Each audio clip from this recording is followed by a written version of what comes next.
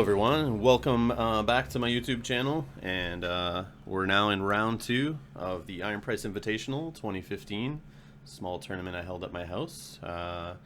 If you haven't watched the first round, go back, there's 3 videos for that so far that we did in the Swiss, and joining me on this one, I actually have someone here with me. I have Shomar, aka the Throne Runner, who's on the right there playing. Shomar, if you'd like to introduce yourself. What's going on, guys? This is me, Throne Runner. Like he said, I'm playing on the right. I'm playing Greyjoy Baratheon, and I guess the reason why I chose this deck is because it has the annoying Baratheon aspects without actually being Baratheon. Yeah, it's got the annoying part. I'm assuming you included the whole Melisandre and as many R'hllor cards as you could put in there. Well, I put 3, actually no, only 2 copies of her during this tournament. I wanted to put 3, and for whatever reason I felt like I didn't need to. So I didn't go overboard on the Neil, and I think that kind of is what made my deck fizzle out in the later stages of the tournament. So I'm assuming you threw in the Baratheon to match with the Greyjoy to kind of help with the whole stealth unopposed, and what you couldn't stealth out, you'd kneel. Is that the idea? Yeah, I made it pretty easy, and with all of my tests, because of the amount of copies that I played of the main Greyjoy characters, I always was seeing Theon and Asha in my setup, so I just wanted ways of limiting my opponent immediately so I could get those unopposed. So it would have been nice if I had Melisandre here out instead of, I always forget her name. What's her name? Selyse Baratheon? Selyse, yeah. I wish it was Melisandre instead of Selyse. For whatever reason, I had 3 copies of her and 2 copies of Melisandre. Now, see, I think you're doing it wrong when you're doing that. I botched that up.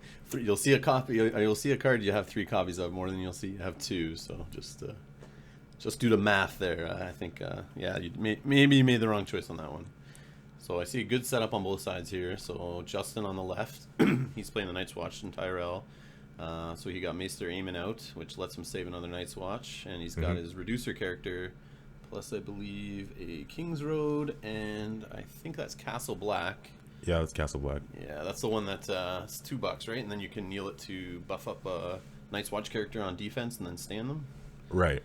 Nice. And So I was pretty confident here because he only had the 2 intrigue icons out, so I knew he was going to get some quick unopposed until he played that plot. Oh, and of course, his target for filthy accusations to kneel, you're gonna go for Asha over Selyse. Yeah, I tried to kneel it myself because I assumed what he was going to do. Yeah. And that sucks when you play the one that lets you get 2 extra military, or get 1 extra military challenge, right? Yeah. So I was expecting to start off here very strong. I knew he was able to save a character, so that's why I played the 2 military plot right away, because I wanted to get 1 off the board, but he pretty much screwed me over immediately. Nice. So Selyse, she's the character, I think you pay $1 and then you get to give a character an intrigue icon? Like The icon of your choice, yeah. And that's why I chose her instead of Melisandre. Sorry, and it is intrigue, not icon yeah, of your okay. choice. I just picture her as being able to save Stannis from Tears of Lys or Big Bobby B. That's all I remember about her from playing Martell and trying to Tears of Lys the shit out of those 2 characters. I mean, she's really good. I always found myself having gold going into the challenges phase, so I thought it would work out being able to put or use her ability for the 2 bastards that I had there. But I quickly realized that was a waste, and Melisandre definitely deserves 3 copies over her. Yeah, oh for sure. But at least you got 2 of her on setup there, so you could get an extra card out for setup, which is not too bad, I guess. But Right. yeah, Justin made the pro play of seeing Asha out on the table and playing that filthy accusations for sure. And then immediately flooding the board because Night's Watch is so cheap. Yeah. But he was smart with it. He knows you got to play the defensive game, right? So. So he's got his card draw out, and that card there, I always want to get rid of it as soon as possible, but it's so difficult. Oh, the Messenger Raven? The Messenger Raven, yeah. Because you want to, like, I've even debated, like, throwing Milk of the Poppy on that piece of crap, and then you realize it's no attachments, and you're like, what? And you're not going to target kill that thing, but you want to, but I don't know, it's just so tough. I guess it forces him to spend the money every round, but even still. Yeah, it forces him to spend the money. It throws another card back in his hand to push him a little closer to his reserve, but usually he gets Samuel Tarly out, or I've seen them play the Iron Throne, just bump up their reserve a little bit so they don't have to worry about that so much. And I don't know. I'm on the side where getting more cards in hand is a good thing, even if you have to discard, because then you're just improving the card quality of what is in your hand. That is true. And what you need. So discarding for reserve, I know some players kind of like get a little worried and think they're doing a bad thing, but hey, if your hand's always full that you have to discard something, you're doing something good. I agree totally. So I believe this is an entry challenge here with Silise Baratheon at 2 strength. Bear in the Maiden Fair. Oh man. What's he doing? Oh, he's trying to make his deck a little better there. Prepare for his draw, I guess. He's digging for something. Looks like he's got Heartsbane, Marjorie Tyrell, Ranging Party, and Ghost. And Ghost on top, yep. Yeah, I didn't see what the last one was, but it looked like an event. Is that Tears of Bliss? No, it's a 0-cost event from, I think it's just the steel and the gold one, the meager contributions. Oh, okay. Let me check here.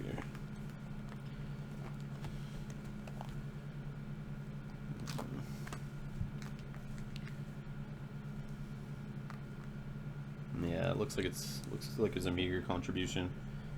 Yeah, it's only 0-cost event that Night's Watch has. Take a gold. Yep, yeah, steal gold during marshalling.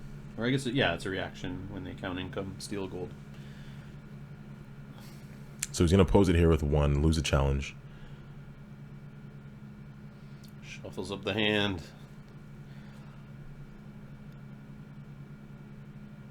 And Ghost. Yeah.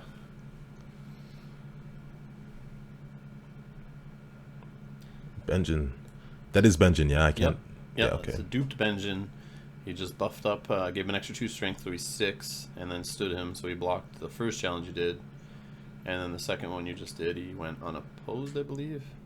And uses the Maester to save. Oh, so the second challenge, was military, and he just saved with Aemon. Yeah, that totally messed up my game plan, having him kneel Asha right there. Yeah, oh, for sure. It's like it goes from you wanting to go heavy on the offense to putting him on his heels to then just trying to survive the round and get through. So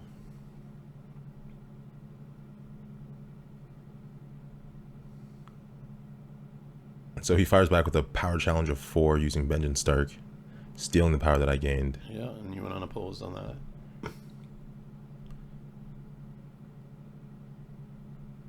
And wins dominance with 1 gold. And here he goes, card draw time. And he knows exactly what he's drawing. Yeah. So that makes it even worse. Dirty bastard. And that Justin, he knows how to put some flair in that card draw motion there when he's grabbing that card and make sure he lets you know that he did all that, 16 card trick to get that card in his hand. Yep. Carried over from 1.0. Yeah, yeah, that's for sure.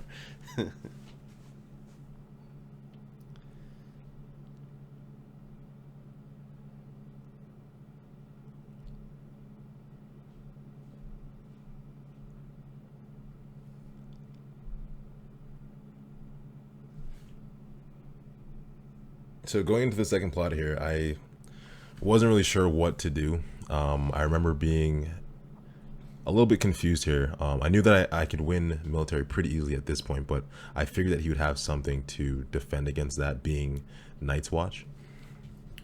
Yeah, you can tell by what he's looking at in his hand. I think he's thinking about the calm over Westeros just to slow you down on a challenge, play defensive, and stall the game a little bit.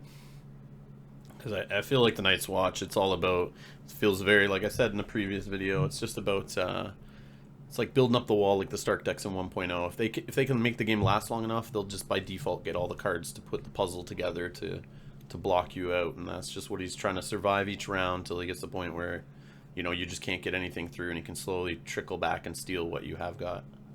Exactly, and it did almost get to that point in this game. So So you were playing Thrones 1.0, and I think I got you into that game. Right. Not too long after I started playing. We spent a few months working together, and I remember I showed you the board game, and we got into the card game, and you actually came to my first Gen Con with me. So Right. you have quite an extensive 1.0 experience, probably about the exact same amount of time I spent in it. How do you feel with the whole reboot? What do you think over 1.0? I think, well, first of all, because I do play a couple other LCGs as well, Game of Thrones has always been the one that I enjoyed the most, even more so than Netrunner. It was just unfortunate that where I live, there were more Netrunner players than Game of Thrones players, so that's why I had to, I guess, gravitate towards that.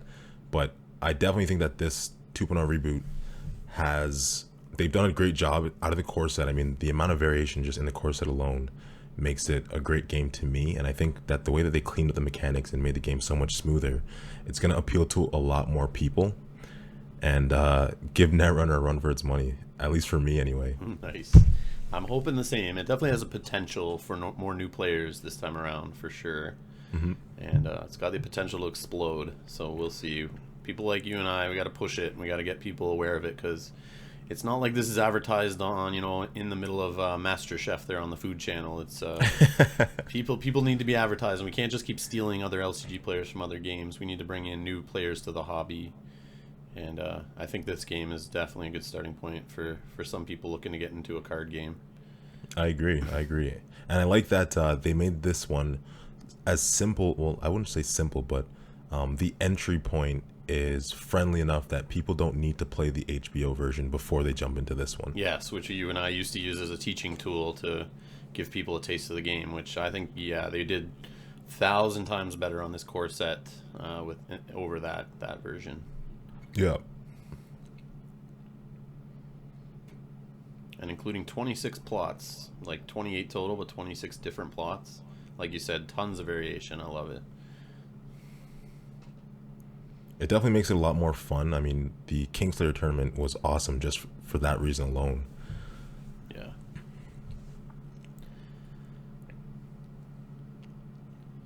And so it looks like I found my second copy, or one of my 2 copies of Melisandre here. Beautiful. Now if you can just find a Relore card for the next round. keep the Neil train going. Unfortunately, I played 2 in setup, so I know. It's going to be rough.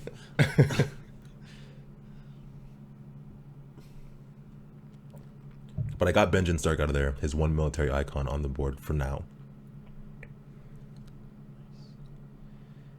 So, question, would you dupe Benjen Stark? I feel like he's a character that you wouldn't want to dupe. No, never. I would never do that. I feel if I had the second one, I'd hold him in my hand to play later, and I would now feel nice and comfortable for killing him early just to get me 2 power.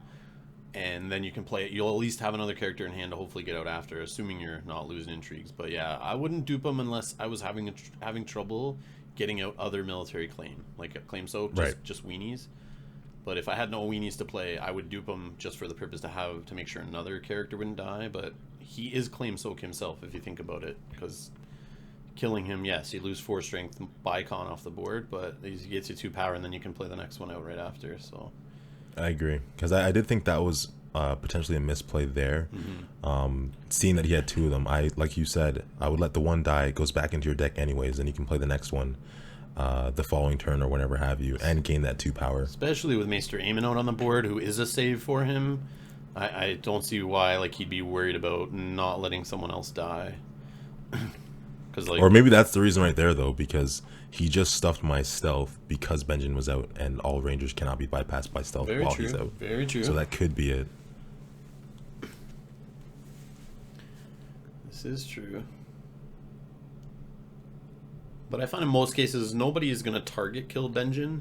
So having him out with no dupes on him, as long as you don't choose him for claim, he's not going to die unless somebody targets him. And if they targeted him and then, you have the second one to come out later, I don't see why. But yeah, I guess against Greyjoy, the anti-stealth is pretty huge, now that you mentioned that. And I noticed he's playing another filthy accusation for another round of Neil? Yeah, 2 in a row. Oh. But he knelt Selyse this time, which I wasn't sure about that choice. Yeah, I don't get why he did that. I guess for the intrigue. Oh, because he wanted to push one through against you, maybe? Mm-hmm. So this looks like an entry challenge for myself at 4 strength. And he's going to block with 1 again.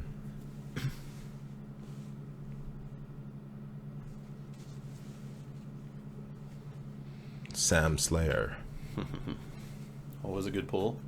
Part of his, multiple card draw engines that Night's Watch gets to start with. It always bothers me seeing Sam on the board putting in work. I don't know. It just doesn't sit right with me. It's Sam the Slayer.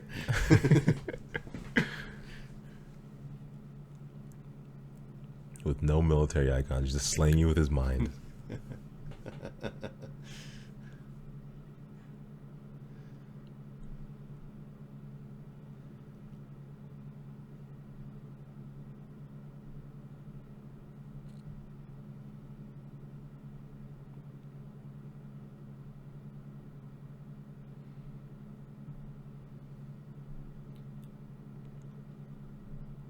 Could be mistaken, but I think this is a power I challenge. think so. I think that's what I just heard. Power of 2, Justin saying, but And he lets it go unopposed. nice. Oh, and now you're using the unopposed bonus off of the Great Kraken. I love that card. Yeah, that reminds me of the days when you used to try to put together that Sea Stone Chair deck in 1.0, and I saw it in the core set, and I was like, wow, you're gonna love this card. It's unbelievable. MVP every time it comes out. Even if Balin isn't on the board, it's still a great card. Yeah, just because I found with like Wildfire and like the cost of characters in this game, you have generally less characters on the board, so there's always that chance of an unopposed going through. Mm-hmm. Especially if you go first. I notice in this game a lot, if you have less characters out, you're gonna if the opponent comes first at you, you're gonna have to let some stuff go unopposed, or else you're gonna never be able to do challenges back. And if you're just sitting there defending challenges all day and never doing any of your own, you're usually in trouble. So, oh, you're on intrigued out. I just want to say I'm super salty about that play, even though it's like 2 weeks later. I learned very quickly. I think it was from you. When you lose an intrigue challenge, never to actually look at your cards. Yes. Always put them face down, shuffle them face down, have no knowledge yourself. And you should know this from Netrunner. I don't know what... Oh, I know, because in Netrunner I do the same thing. But that was the first time in, I guess, 2 years now that I was like, you know what? I'm just going to look at them and see what happens. Of course, the first thing I look at, Justin picks up on right away. Yeah, I taught him that shit. My best character. I told him all about that. I said, hey, this is a little thing I've learned when I started playing, and Game of Thrones was my first card game. But I remember we had a metamate, Mike, back in the day, and I remember that was the one thing I used to get him on, and I did it for weeks. And just casual play. I never did it in a tournament to him. I eventually told him, but I just started to learn. At every time I could watch where he looked, I would grab his best card every time, and I would ask him about it after, and yep, he would always say, how do you keep getting my best card? And eventually I told him, and then, yeah. And then I've done it to other players since. It's, always shuffle them face down and have no knowledge yourself. It's like a lie detector test. It'll know you're lying. It'll detect body movement and sweat drops coming down from your forehead. You gotta watch out. It was funny. I decided to just try it because it had been, like I said, almost 2 years since I'd done it. And I was like, you know what, I'm just going to do this, whatever. Yeah. And of course, I failed right away. Hey, it was a newbie tournament, so with a newbie game, so you have to do newbie things just to keep it real, right?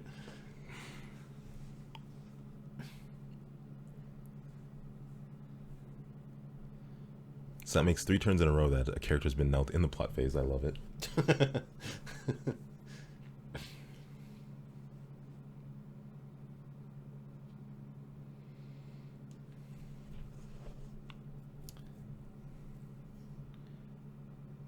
Debating on kneeling the fishmonger there for some reduction. I still haven't decided how I feel about playing 3 copies of the reducing characters. I think with all the other resources in the game being limited, anything that doesn't have the word limited on it that can reduce costs for you is money. That's a good point. That is a good point. So just for now, that's just the way I feel. And it's like, I played Targaryen in first edition, and I remember when I first got into the game using those. Targaryen was one of the only houses that had guys like that, and I remember always 3 of in a deck just to help reduce the higher expensive, like the Thrakis or the dragons or whatever, and then using them as claim soak after. As long as you could keep them out for a round or 2, it just seemed worth it.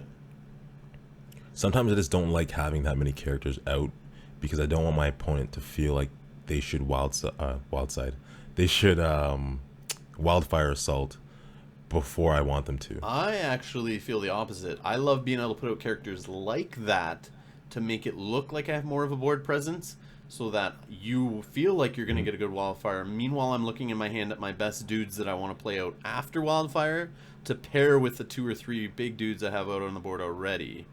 Okay. So it depends. Like, you know, because you don't want to put out 4 to 5 of your beefiest dudes because you know wildfire is going to hit and you're losing 2 for sure. I'd rather flood the board with weenies and 2 to 3 good guys, so that way my opponent wildfires and then I can now feel a little more comfortable putting out, you know, the extra bigger guy to hit the 4th big guy or 5th big guy. It all depends. All depends what's in your hand, I guess. But that is a good point. So I'm looking at Justin's hand because I just played one of my favorite events in the game. Scene in Flames. Scene in Flames, which is a roller card. I hate so that. I got to kneel. I hate that they put that in the core set. I feel that's such a dirty, like, later, come out in a chapter pack, let the hardcore players do it. But the fact that they're giving newbies a taste of that violation of reaching through your hand and getting their mitts all over your nice clean sleeves and taking what you love. I feel so dirty. It's like, this shouldn't be happening yet in this game, is how I feel about that card. It's still fun, but... Perfect. It is perfect. I don't care what you say. Free intrigue. Yeah. I get to choose what I'm taking, and I kneel a character because Melisandre's out. So yeah, it's beautiful. It goes against what I was just saying about how I like to hold some of my big guys back and play them later.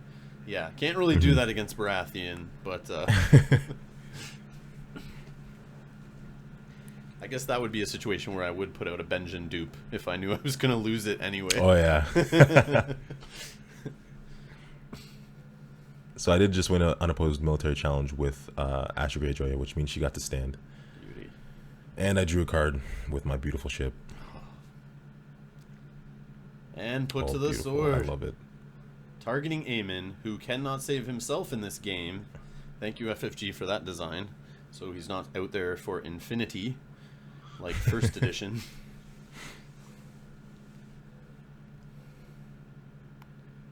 And he chose his claim. So I like the way put to the sword happens in this game before claim is chosen as a reaction to winning. So you can choose to hit something. You know, you can have some fun messing with your opponent and kill something you think they maybe not have killed, to then force them to kill something that they don't want to, or even kill something they want to kill just for fun and make them have to choose something else. Choose something else. Yep. Depends how small their board is, but yeah. It's,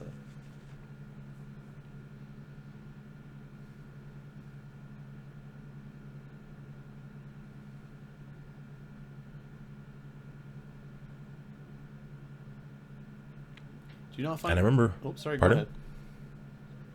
I was saying I remember at this point feeling like how great of a play that was, but then at the same time realizing that he still had so many characters left, so it felt like a waste. But I know that getting rid of Maester Aemon is very huge when you're playing against the Night's Watch.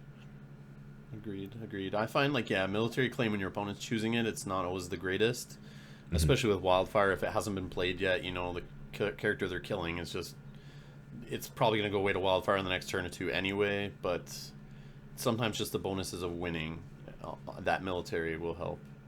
And I find it's a good way right now in the environment to just get some unopposed power, because a lot of the times, you know, people will just unoppose and get rid of a dupe or whatever, and you're getting some extra power out of it. And then they have to be careful, though, because the put to the torch, put to the sword are all, you know, win by +5, and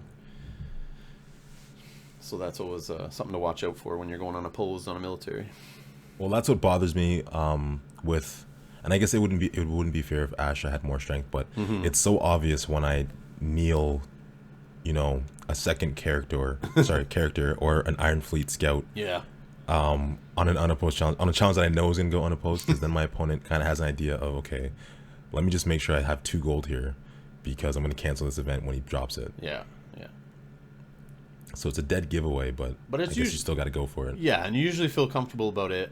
I find is if worst case is you have the 2 gold sitting there, they have no gold, they're not gonna be able to cancel it.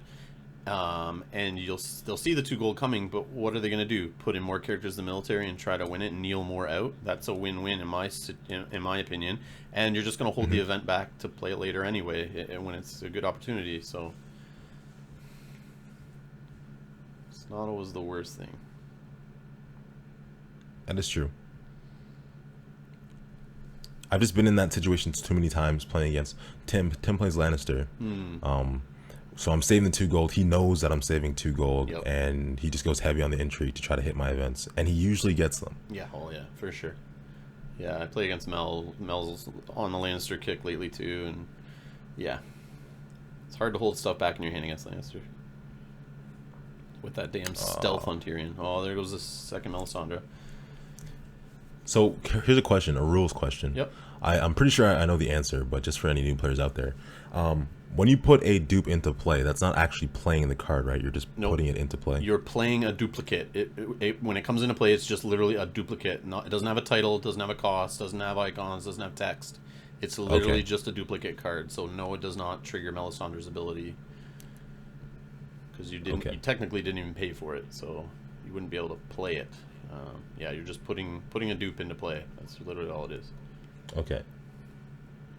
Yeah, Kyle tried that one on our live stream the other day with the attachment Lightbringer, where he duped it, he brought it out. He tried to put it on a separate character, and then I pointed out it was unique, so that wasn't happening. And then so he tried to dupe it and assume that was him playing it, but he's not paying for it. It's just literally coming out as a blank duplicate card. So Kyle, we had to go over that, and I had to look our it up. meta rule bender. Yeah. He knows. Gotta watch that guy. Okay, so double calm over Westeros here. That's gonna lead to a really exciting round, obviously. I'm gonna assume that I chose intrigue on this one.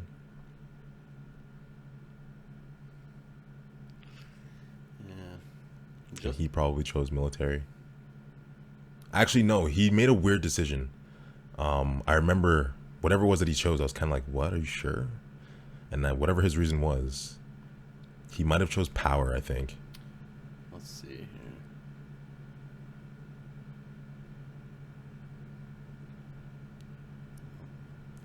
Didn't catch what he said there. We'll see.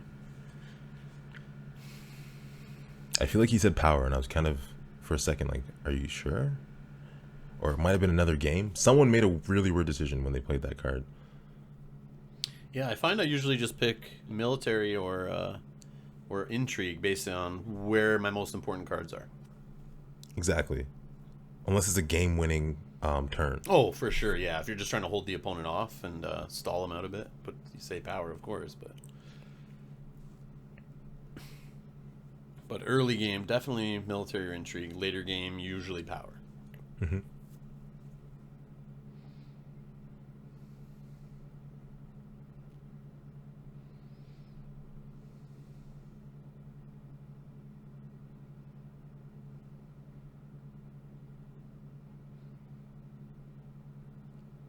Struggling with the decision here.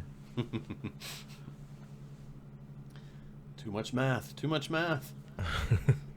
I could kneel these 7 cards to reduce, and then play this much gold, and so it was reduced by 2. yep. Oh Nice. man. Oh no. Location shenanigans begin. And I think that the decision there was, I can play him this turn and risk losing him to intrigue. Or sorry, play him this turn and not risk losing him to intrigue. Versus Wildfire. Yeah.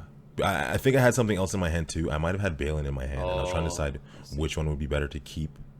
Yeah, because when you look down at the board and you already see Asha and Melisandre, you only have one space basically for Wildfire buffer there. Exactly. And then I just decided, you know what? He's the better character. He needs to go down on the table now. Agreed. And what I find too is if you have that option of playing 2 big dudes in the same turn, it's good to separate them out because usually you can bait. Sometimes I find if you play the ability or the character you don't care that much about, like if you had to choose between Balon and Euron in the situation, which ability or which character do you feel is better for the rest of your game? You play the worst one first to try to bait out Milk of the Poppies or kneeling abilities and that kind of stuff. Right. And the second round, like the next round, I find you then hit them with the ability you want more, and usually that character will put through more work for you. That is true. So like in Martell, I find with the Red Viper and Doran matchup there, I kind of sit there thinking whose ability do I need now and which one do I want to not have milk most likely on, because I find my opponent will milk whichever one I put out first. And I guess in this case, the reason why it was so difficult to choose is Balin having the Great Kraken out, he would have stealth. Oh, which yes. would make him unbelievably strong. Now, did Justin maybe have some good locations you want to grab, or I don't know what's in At this point, just the King's Road. Oh, well, that's still, hey, that's honestly like best case scenario in my opinion for your deck, just to get economy going, but you seem to be doing it fine, so I just love the look on the opponent's face when you start doing that to them. And his ability, I looked it up, it does get around the limited keyword, so if you've already played a limited, you can still use his ability later to steal one from the opponent's discard and put it into play. Because you're just putting it. Yeah, right? You're putting it into play, which bypasses the playing a limited card limit, which is per round.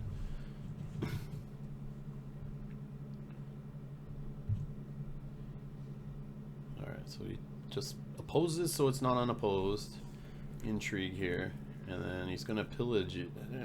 Pillage here. Oh no, that's after. That's after. Yeah, we're just getting the order right. Yeah, I was gonna say. I'm like, wait. So claim Sam. and then keywords. It's a second Sam. And he celebrates because apparently I didn't get the good card, is what he told me. Yeah, Sam's good. Yeah, Sam leads to more cards. Oh, you just pillaged Randall Tarley off the top of his deck and then stole a King's Road. Living the dream. Living the dream. So good. Now, I put it in a spot on the table where I thought I would remember it and then completely forgot it. No, I would forget that too. Never go out of your routine. Keep it the way you would every other location. I did it because I didn't want to steal his card.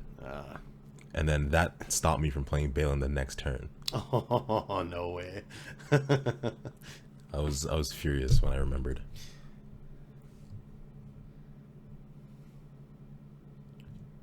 I thought you were putting it down there just to be cocky, to show the viewers, make a little pile of what you've been stealing, just to show, like trophies, and then you don't spend them, you just put them there just to show the opponent, like, look how much I've stolen. I would love to steal the wall, man. That would be fantastic. Well, in Greyjoy, they have a location bouncer, don't they? Like a character that can discard a location in an event, right? An event, yeah. Oh, okay. So you have it's what's it called? The We Do Not Sow. Yeah. So yeah, you have ways of forcing locations in the discard pile. You have intrigue ways of discarding stuff, and then you have pillage on top of that to throw stuff in their discard pile. Which ended up working out in the top 4 match against Kyle when I used We Do Not Sow on the Iron Throne and then stole it that same turn. Oh my god. It was lovely. Hey, watch out with those spoilers there, all right? That video will be out sometime in the next, month or so, and no, we'll try to have you on again for that one too. Trying to spark excitement here and anticipation. Stay tuned.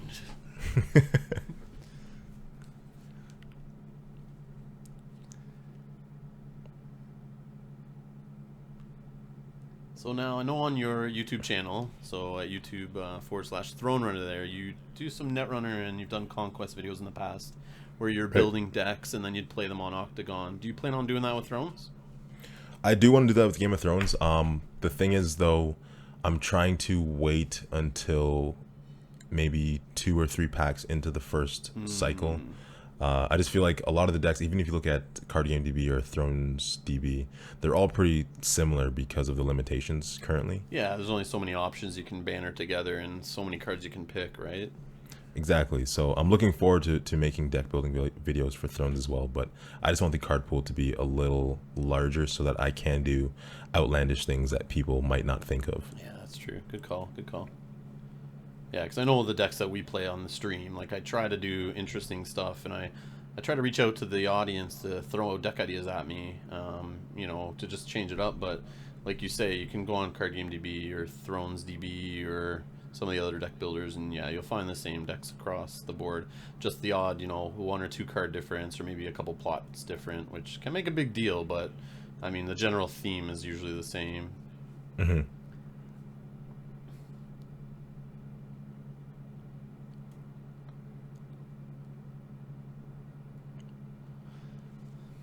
So that looks like a beefed up power challenge.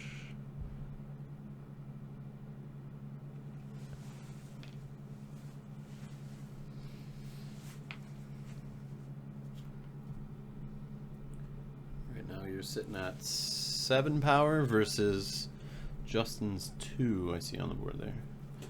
So Yep. you have a pretty good lead. He's not really holding you off as well as I assumed he would after the first couple rounds. And then this is the part where I began to think back and wonder if I should have been taking power, using the great Kraken over taking card draw. But Gotcha. you never really know. I guess hindsight's 2020. Yeah. You do want to see more cards though. Oh, especially early in the game, right? If you haven't seen what you need. Mm-hmm. And I think that is what drew me into my big characters. So I really can't complain there. Yeah, true. Because in this, I find in this meta, it's he who gets his big characters out first and keeps them there, and you know, beefs them up. You know, will usually win. Mm-hmm. So if you can get your board set up the way you want faster than your opponent, you're usually sitting pretty.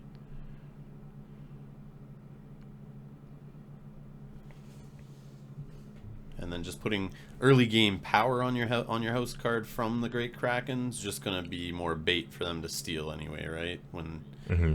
you know, you don't really want to have that much power out there because that'll just fuel the opponent's deck also. If you can't defend it. Yeah, exactly. That's true. That's true.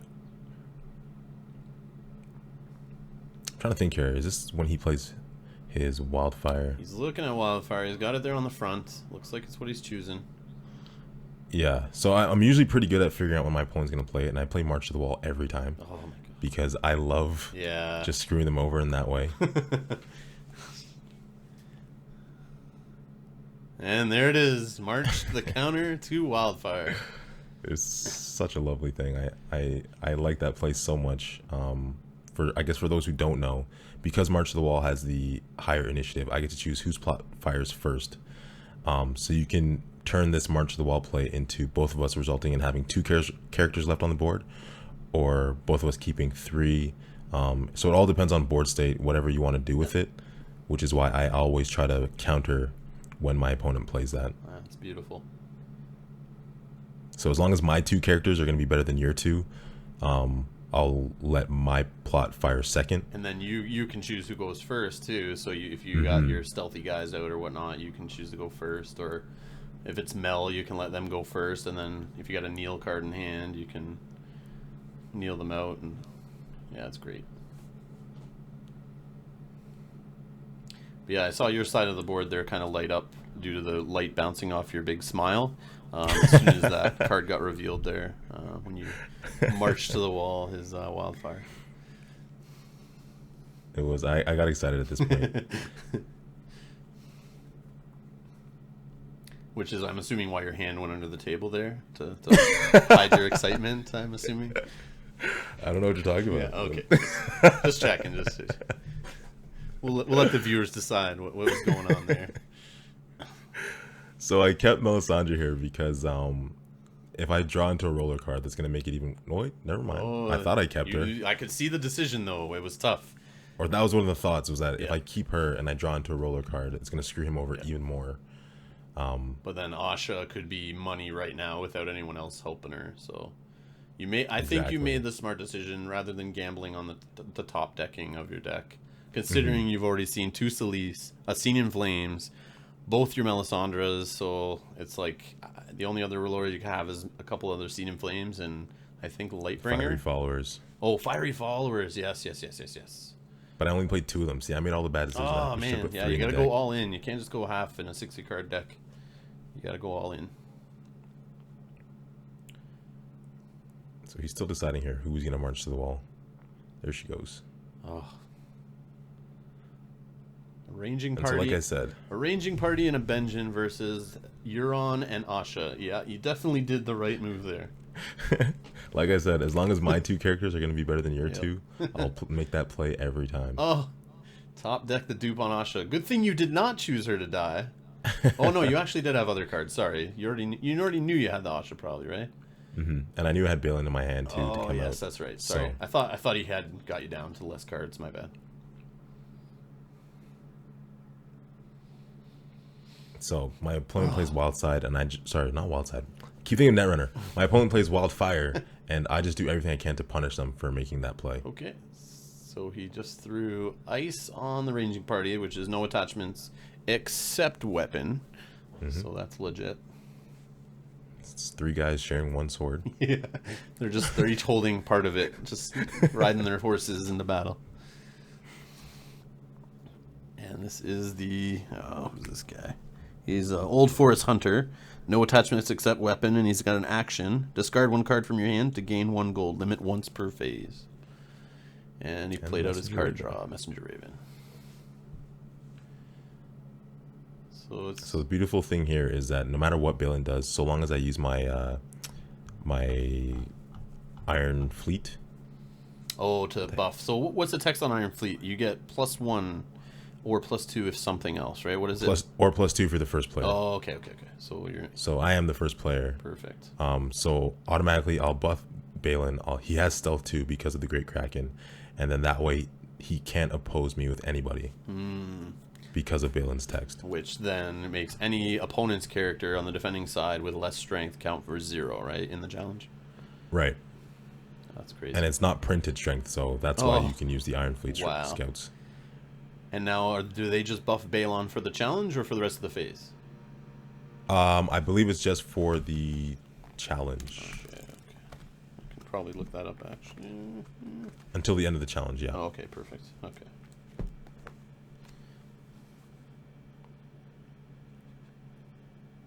And then I throw Asha Greyjoy in here just for the extra stealth. To ensure the unopposed to then draw your card or gain your power. Yep. And she stands, so why not? Oh, for sure. But looking at the characters, you definitely have a crazier board. But then looking at the power, you're only at 6 and he's only at 4, so game doesn't got out of control yet. And that's why at this point I was still worried.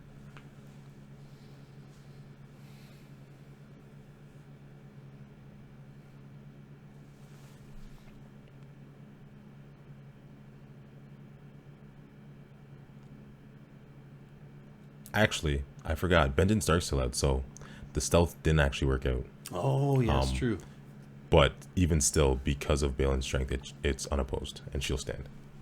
Now, I wonder if you got to stealth those guys, or if he knew not, because he didn't defend at all. He was pretty strong on that trigger every time to remind me, or pretty good at reminding me. Sorry. But a quick power swing. Unopposed power for the Great Kraken, and a Renown. Nice. Yeah, because he has 3 Rangers out right now, and then the Messenger Raven, which is just Raven traded, so you can only stealth the Messenger Raven, which has no icons anyway. I gotcha. Superior Claim. And another power for the Great Kraken, just twice per round. I think it's twice per round. Yeah. Because epic faces would make that godlike. Yeah. Which I really hope they don't add epic phases. I don't mind doing challenges and other phases here and there based on like an event or something, but just this, I just wasn't really a fan of watching my opponent with a siege deck in 1.0 play, 3 epic phases to rush me out. Yeah. To then try to keep track of, which challenge are we on in the beginning of dominance or whatever the hell phase here? And Yeah, I wasn't really a fan of the epics. They seemed sloppy. Mm-hmm.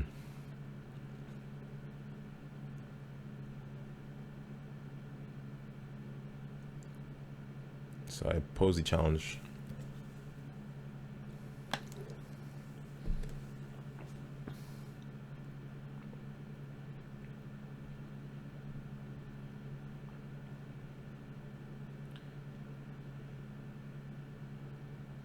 And so this was what I meant here, where I played the Balin Greyjoy, but I left the King's Road on the table. Totally forgot that I had it. So you just saved him, I'm assuming, with that event, and then give him +1 strength? +1, yep. So Risen from the Sea, right? Yep.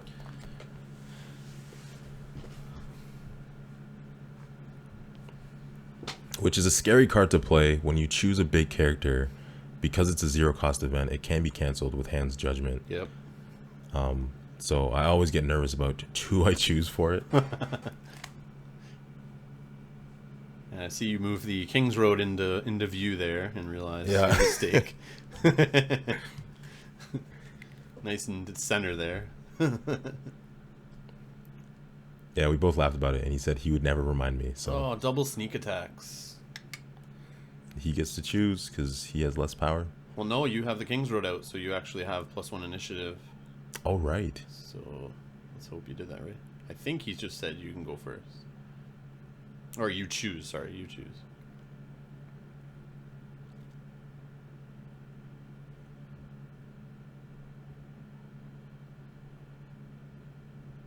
Well, I guess either you didn't know or you let him go first, or... Yeah, I think we forgot about the King's Yeah. Road. Yeah, we totally did. Yeah, because I can't see you letting him go first when you have 2 claim like that. Mhm. And your stealths and your bonuses and... Oh, man. And being at 12. Yeah, your 2 locations give you the +2 for the first player thing, yeah. So, I mean, if I had have gone first, I would have just done a power challenge with Balin, buffed him to sky high, Yeah, and 1. unopposed, and put everyone in the challenge too, all the renowns. And the Great bonus off Great Kraken. Kraken, yeah. Yeah, that was a huge turn last round. And I always forget about that one initiative. yeah, I've been doing that, maturing as a player, I think, by playing King's Roads and leaving them until later. Like, if I don't need to throw out a character, like when I first started playing, I noticed you just felt starved for economy, so if you had a 3-cost little weenie in your hand and you had a King's Road out, you would just blow it to get another character on the board, but I find you're just throwing it out to Wildfire than if you're doing that, and I'd rather save them on the board, because that +1 initiative, that can help you, and then it's always good when you get a couple King's Roads out, and then your 7-coster gets drawn, and you're like, yes, I can play him no matter what my gold is right now, which is sweet. That is true. I never thought to save them.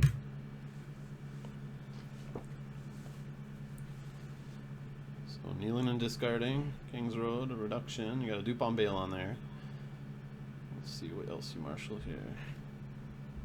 My faves. Oh, it's the pillage dudes, isn't it? Yes. Blackwind's crew. Oh, Those guys are the MVP, the real MVP. yeah, they're hilarious. 3 strength, 3 cost. They pillage. What more can you ask for? Bicon.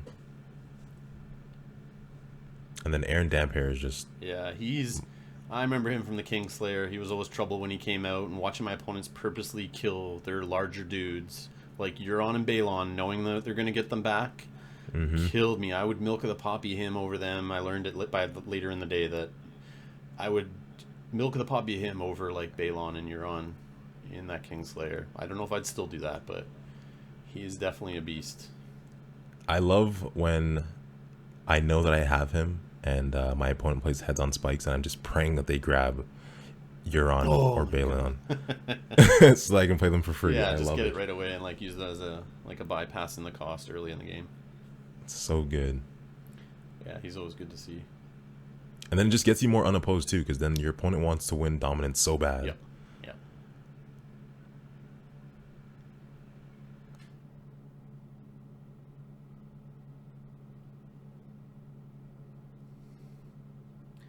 So Justin, I think, is looking like he's in trouble here.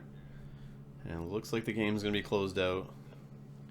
I know we actually set timers for the second round, not like the first round where we missed it. So We're coming on 50 minutes in the video here, so that must mean the timer for 50 minutes is going off soon. If it hasn't. And I did remind him too. Yep. So you're probably finishing out the round you're in, I'm assuming, based on the time. So it doesn't look like Justin can go for the win here, but maybe he can stop you from winning in time. Yeah, so that's why he went for that power challenge there, and I just let it fire.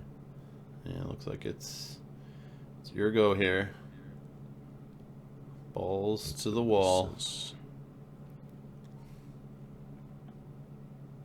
Power challenge of everything.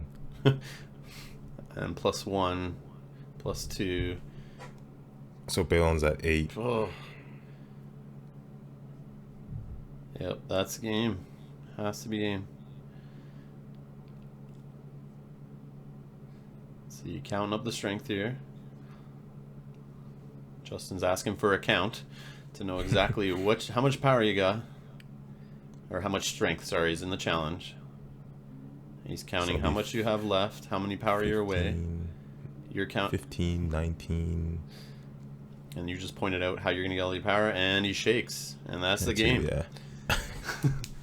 Good job. So strong. Good job, Shomar, on that win. And yeah. Thank you, sir. And thank you for joining me on this commentary. I hope you. No problem, man. It was fun. I hope you can work me into your schedule, and we'll do another one in the future, one of your games. Oh, anytime, anytime. And yeah, everyone, make sure you check out his YouTube channel at Throne Runner on YouTube. You can Google that and find him. And yeah, thanks for watching. Thanks, Rob.